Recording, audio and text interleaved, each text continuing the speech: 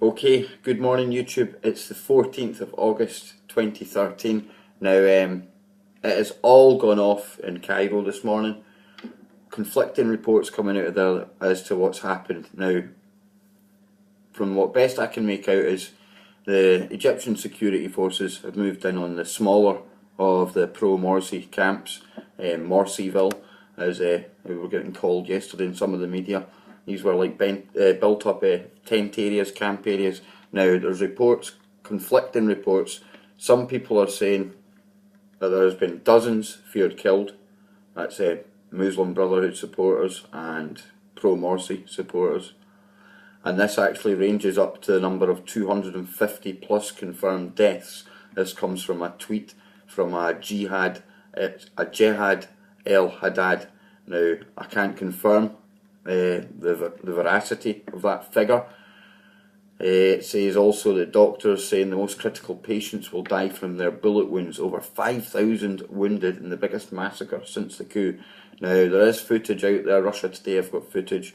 I don't want to actually upload it because I'm not sure the copyright issues with it, because it's a third party one. It's taken from over in Egypt. But I'll put a link to in the description below. But I believe that the biggest of the pro-Morsi camps is actually still there. They're barricading themselves in. I've seen pictures of them with gas masks on. So this really is a developing situation. It says that they're using live rounds. The security forces are using live rounds.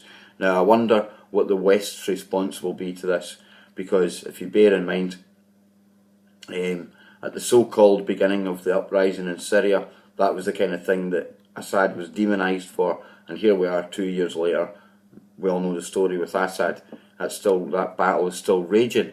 Now there's also a picture here that I've just come across. It's again in the link below. I'll put the Russia Today link, and it says a photo shows snipers firing from an intelligence agency building at Rabah. Okay, and yeah, there's pictures of the dead. I can't confirm whether that's genuine or not.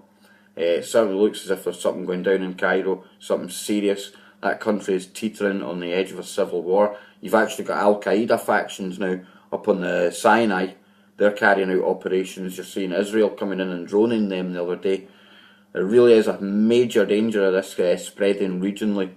Sky News were actually talking this morning about how a lot of the weapons that were left over from Libya, they are actually now turning up in Egypt because they were getting transferred through Egypt, destined, they say, for Palestinians in the West Bank and in Gaza. No, they were getting shipped through Egypt and then on into Syria, okay? Let's make no bones about this.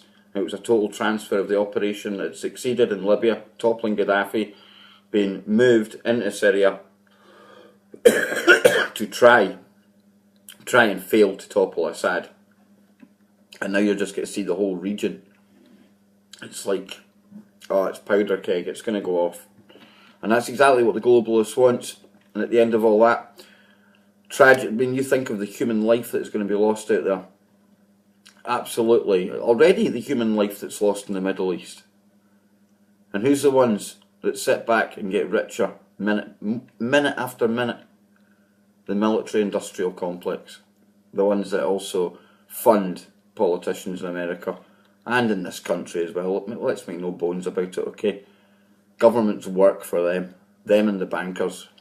And they're not the top of the pyramid either. Oh, no, no, no, no, no.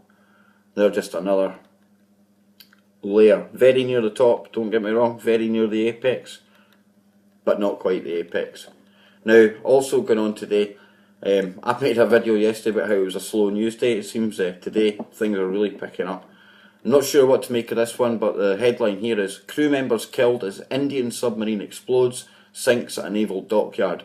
Okay, now I believe there's actually still 18 people on board. Again, conflicting reports, but the footage is absolutely dramatic. There's a couple of almighty explosions come from the submarine. This submarine has had an explosion on it in the past, I believe, so possibly just tragic breakdown of the hardware, a mechanical fault, something What I'm saying is, I don't see any bigger, more sinister picture here. I don't see it being some kind of raid by special force Pakistani troops or anything. Sometimes things are just what they seem, guys. And on that note, that's about it.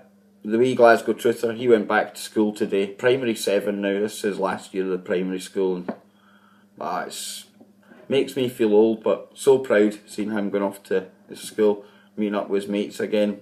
Next year he goes to the high school. It's a totally different kettle of fish. And on that note, later YouTube.